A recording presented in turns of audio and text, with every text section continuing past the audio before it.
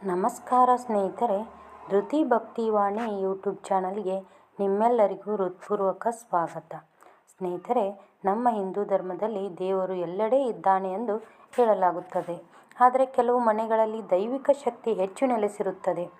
ಆಧ್ಯಾತ್ಮಿಕ ಗ್ರಂಥಗಳು ಮತ್ತು ನಮ್ಮ ಹಿರಿಯರು ಹೇಳುತ್ತಾ ಬಂದಿದ್ದಾರೆ, ಅಂತಹ ಮನೆಗಳಲ್ಲಿ ನೆಮ್ಮದಿ, ಸಂತೋಷ, ಆರೋಗ್ಯ, ಐಶ್ವರ್ಯ ಮತ್ತು ಶುಭ ಕಾರ್ಯಗಳು ಸಹಜವಾಗಿ ಹೆಚ್ಚಾಗುತ್ತವೆ.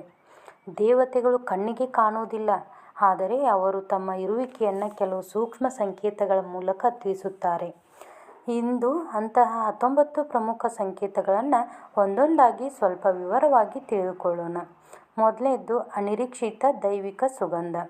ಮನೆಯೊಳಗೆ ಯಾವುದೇ ಅಗರಬತ್ತಿ, ಧೂಪ ಅಥವಾ ಸುಗಂಧ ದ್ರವ್ಯ ಬಳಸದೇ ಇದ್ದರೂ ಇದ್ದಕ್ಕಿದ್ದಂತೆ ಮಲ್ಲಿಗೆ, ಗುಲಾಬಿ, ಶ್ರೀಗಂಧ ಅಥವಾ ತುಳಸಿಯಂತಹ ಪರಿಮಳ ಹರಡಿದರೆ ಅದನ್ನು ದೈವಿಕ ಸಂಕೇತವೆಂದು ಹೇಳಲಾಗುತ್ತದೆ. ವಿಶೇಷವಾಗಿ ಪೂಜೆಯ ಸಮಯದಲ್ಲಿ ಅಥವಾ ಜಪ ಮಾಡುತ್ತಿರುವಾಗ ಈ ಅನುಭವವಾದರೆ ಮನಸ್ಸಿಗೆ ವಿಚಿತ್ರವಾದ ಶಾಂತಿ ದೊರೆಯುತ್ತದೆ. ಈ ಪರಿಮಳ ನಕಾರಾತ್ಮಕ ಭಾವನೆಗಳನ್ನು ದೂರ ಮಾಡಿ ಭಕ್ತಿಯನ್ನು ಹೆಚ್ಚಿಸುತ್ತದೆ. ಬೆಳಕಿನ ಕಿರಣಗಳು ಅಥವಾ ಪ್ರಕಾಶದ ಅನುಭವ. ಕೆಲವರಿಗೆ ದೇವರ ಕೋಣೆಯಲ್ಲಿ ಅಥವಾ ಪೂಜೆ ಮಾಡುವ ಸಮಯದಲ್ಲಿ ಹಠಾತ್ತನೆ ಬಿಳಿ ಅಥವಾ ಚಿನ್ನದ ಬಣ್ಣದ ಬೆಳಕು ಕಾಣಿಸಿದ ಅನುಭವವಾಗಬಹುದು. ಕೆಲವೊಮ್ಮೆ ಫೋಟೋ ಅಥವಾ ವಿಡಿಯೋದಲ್ಲಿ ಸಣ್ಣ ಬೆಳಕಿನ ಗೋಳಗಳು ಕಾಣಿಸಬಹುದು. ಆಧ್ಯಾತ್ಮಿಕ ನಂಬಿಕೆಯ ಪ್ರಕಾರ ಇದು ಆ ಸ್ಥಳದಲ್ಲಿ ಸಕಾರಾತ್ಮಕ ಶಕ್ತಿ ಹೆಚ್ಚಾಗಿದೆ ಎಂಬ ಸೂಚನೆ ನೀಡಲಾಗುತ್ತದೆ.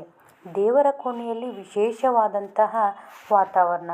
ಮನೆಯ ಉಳಿದ ಭಾಗಕ್ಕಿಂತ ದೇವರ ಕೋಣೆಯಲ್ಲಿ ಮಾತ್ರ ವಿಚಿತ್ರವಾದ ಶಾಂತಿ, ಹಿತವಾದ ತಂಪು ಅಥವಾ ದೇಹದಲ್ಲಿ ರೋಮಾಂಚನ ಉಂಟಾಗುವುದು ಕೆಲವರಿಗೆ ಅನುಭವವಾಗುತ್ತದೆ. ಅಲ್ಲಿ ಕುಳಿತ ಕೂಡಲೇ ಮನಸ್ಸು ಏಕಾಗ್ರವಾಗುವುದು, ಕಣ್ಣಿಗೆ ನೀರು ಬರುವುದು ಅಥವಾ ಭಕ್ತಿ ಹೆಚ್ಚಾಗುವುದು ದೈವಿಕ ಅನುಭವವೆಂದು ಅನೇಕ ಭಕ್ತರು ನಂಬುತ್ತಾರೆ. ಪಕ್ಷಿಗಳು ಮತ್ತು ಚಿಟ್ಟೆಗಳ ಆಗಮನ. ಗುಬ್ಬಚ್ಚಿ, ಪಾರಿವಾಳ, ಮೈನಾ, ಹಸಿರು ಗಿಳಿ ಅಥವಾ ಬಣ್ಣ ಬಣ್ಣದ ಚಿಟ್ಟೆಗಳು ನಿಮ್ಮ ಮನೆಯ ಬಳಿ ಆಗಾಗ ಬರುತ್ತಿದ್ದರೆ ಅದು ಶುಭ ಸಂಕೇತ ಎಂದು ಹೇಳಲಾಗುತ್ತದೆ. ಪ್ರಕೃತಿಯ ಜೀವಿಗಳು ಸಕಾರಾತ್ಮಕ ವಾತಾವರಣ ಇರುವ ಸ್ಥಳವನ್ನೇ ಹೆಚ್ಚು ಇಷ್ಟಪಡುತ್ತವೆ. ದೈವಿಕ ಶಬ್ದಗಳ ಅನುಭವ. ಯಾರೂ ಇಲ್ಲದ ಸಮಯದಲ್ಲಿ ಮೃದುವಾದ ಗಂಟೆಯ ಶಬ್ದ, ಕೊಳಲಿನ ನಾದ, ಗೆಜ್ಜೆಯ ಸದ್ದ ಅಥವಾ ಮಂತ್ರೋಚ್ಚಾರಣೆಯಂತಹ ಧ್ವನಿ ಕೇಳಿದ ಅನುಭವ ಕೆಲವರಿಗೆ ಆಗಿರಬಹುದು. ಆಧ್ಯಾತ್ಮಿಕ ಪರಂಪರೆಯಲ್ಲಿ ಇದನ್ನು ದೇವರ ಸ್ಮರಣೆ ಮೂಡಿಸುವ ಸಂಕೇತವೆಂದು ಹೇಳುತ್ತಾರೆ. ಚಿಕ್ಕ ಮಕ್ಕಳ ನಗು. ಹಸುಗೂಸುಗಳು ಅಥವಾ ಚಿಕ್ಕ ಮಕ್ಕಳು ಯಾರೂ ಇಲ್ಲದ ಕಡೆ ನೋಡಿ ನಗುವುದು, ಕೈ ಬೀಸುವುದು ಅಥವಾ ಮಾತನಾಡುವಂತೆ ಕಾಣುವುದು ಸಾಮಾನ್ಯವಾಗಿ ಅನೇಕ ಮನೆಗಳಲ್ಲಿ ಕಂಡುಬರುವ ಸಂಗತಿ. ಅವರ ಮುಗ್ಧ ಮನಸ್ಸು ದೈವಿಕ ಶಕ್ತಿಯನ್ನು ಸುಲಭವಾಗಿ ಅನುಭವಿಸುತ್ತದೆ. ಸಾಕು ಪ್ರಾಣಿಗಳ ವಿಶೇಷ ವರ್ತನೆ. ನಾಯಿ ಅಥವಾ ಬೆಕ್ಕು ದೇವರ ಕೋಣೆಯ ಬಳಿ ಹೋಗಿ ಶಾಂತವಾಗಿ ಕುಳಿತುಕೊಳ್ಳುವುದು, ಒಂದೇ ದಿಕ್ಕಿನಲ್ಲಿ ನೋಡುತ್ತಾ ಬಾಲ ಅಲ್ಲಾಡಿಸುವುದು ಅಥವಾ ಗೌರವದಿಂದ ವರ್ತಿಸುವುದು ದೈವಿಕ ಶಕ್ತಿಯ ಉಪಸ್ಥಿತಿಯ ಸಂಕೇತ. ಪವಿತ್ರ ಕನಸುಗಳು. ಕನಸಿನಲ್ಲಿ ದೇವರು, ದೇವತೆ, ಗುರುಗಳು, ದೇವಸ್ಥಾನ, ದೀಪ, ನದಿ ಅಥವಾ ಪೂಜೆ ಕಾಣುವುದು ತುಂಬ ಶುಭವೆಂದು ಪರಿಗಣಿಸಲಾಗುತ್ತದೆ. ಇಂತಹ ಕನಸುಗಳು ನಿಮ್ಮ ಜೀವನದಲ್ಲಿ ಒಳ್ಳೆಯ ಬದಲಾವಣೆ ಬರಲಿದೆ ಎಂಬ ಭರವಸೆ ನೀಡುತ್ತದೆ.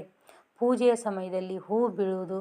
ಪೂಜೆ ಮಾಡುವಾಗ ದೇವರ ವಿಗ್ರಹದ ಮೇಲಿದ್ದ ಹೂವು ಸ್ವಯಂ ಕೆಳಗೆ ಬಿದ್ದರೆ ಅನೇಕರು ಅದನ್ನು ದೇವರ ಆಶೀರ್ವಾದವೆಂದು ಭಾವಿಸುತ್ತಾರೆ. ನಿಮ್ಮ ಪ್ರಾರ್ಥನೆಯನ್ನು ದೇವರು ಸ್ವೀಕರಿಸಿದ್ದಾರೆ ಎಂಬ ನಂಬಿಕೆಯನ್ನು ಇದು ಹೆಚ್ಚಿಸುತ್ತದೆ. ಒಂದೇ ಸಂಖ್ಯೆಗಳು ಪದೇ ಪದೇ ಕಾಣುವುದು. 11, 11, 2, 22, 3, 33, 5, 55 ಮುಂತಾದ ಸಂಖ್ಯೆಗಳು ಗಡಿಯಾರದಲ್ಲಿ ಅಥವಾ ಮೊಬೈಲ್ನಲ್ಲಿ ಆಗಾಗ ಕಾಣಿಸಿದರೆ ಅದನ್ನು ಕೆಲವರು ಶುಭ ಸಂಕೇತವೆಂದು ಭಾವಿಸುತ್ತಾರೆ. ಇದು ನಿಮ್ಮ ಗುರಿಯ ಕಡೆ ಧೈರ್ಯದಿಂದ ಸಾಗುವಂತೆ ನೆನಪಿಸುತ್ತದೆ. ಇನ್ನು 11ನೇದು ಮನಸ್ಸಿಗೆ ಸಿಗುವ ಶಾಂತಿ.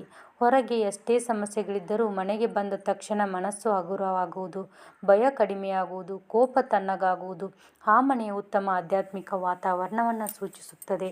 12ನೇದು ಶುಭ ವಸ್ತುಗಳು ಸಿಗುವುದು. ಬಿಳಿಗರಿ, ಅಪರೂಪದ ಹೂವು, ಹಳೆಯ ನಾಣ್ಯ ಅಥವಾ ದೇವರ ಪ್ರಸಾದಂತಹ ವಸ್ತುಗಳು ನಿಮಗೆ ಸಿಕ್ಕರೆ ಅದು ಸಹಿತ ದೇವರ ನೆನಪಿನ ಸಂಕೇತವೆಂದು ಪರಿಗಣಿಸಲಾಗುತ್ತದೆ. 13ನೇದು ಓಂಕಾರದ ಅನುಭವ.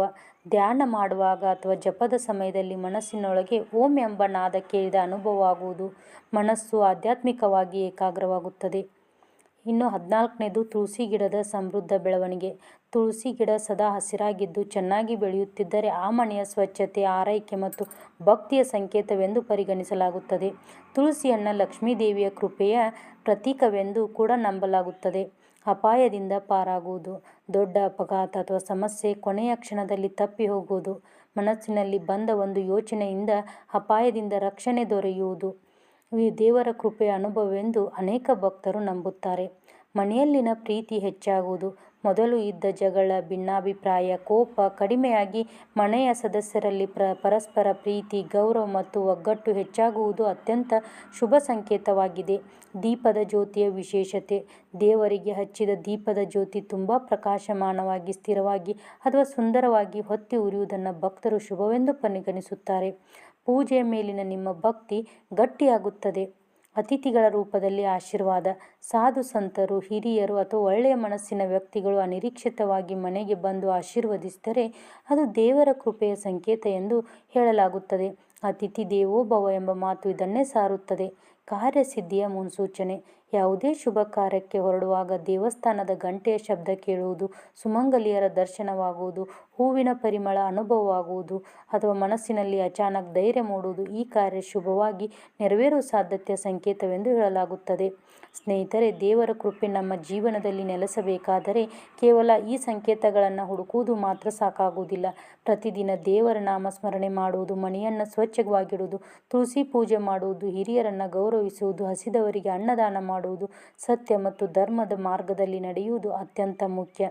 ಇಂತಹ ಜೀವನ ಶೈಲಿಯೇ ನಿಜವಾದ ದೈವಿಕ ಅನುಗ್ರಹವನ್ನು ನಮ್ಮ ಮನೆಗೆ ಆಕರ್ಷಿಸುತ್ತದೆ. ಈ ಮಾಹಿತಿ ನಿಮಗೆ ಉಪಯುಕ್ತವಾಗಿದ್ದರೆ ವಿಡಿಯೋಗೆ ಒಂದು ಲೈಕ್ ಮಾಡಿ, ಧೃತಿ ಭಕ್ತಿವಾಣಿ ಚಾನಲನ್ನು ಸಬ್ಸ್ಕ್ರೈಬ್ ಮಾಡಿ, ಕಮೆಂಟ್ನಲ್ಲಿ ಜೈ ಲಕ್ಷ್ಮೀ ಮಾತೆ ಎಂದು ಬರೆಯಿರಿ. ಧನ್ಯವಾದಗಳು. ಶ್ರೀ ಮಹಾಲಕ್ಷ್ಮೀ ದೇವಿಯ ಕೃಪೆ ನಿಮ್ಮೆಲ್ಲರ ಮೇಲಿರಲಿ. ಮತ್ತೆ ಮುಂದಿನ ವಿಡಿಯೋದಲ್ಲಿ ಸಿಗ್ತೀನಿ. ಸರ್ವೇ ಜನೋ ಸುಖಿನೋ ಭವಂತು.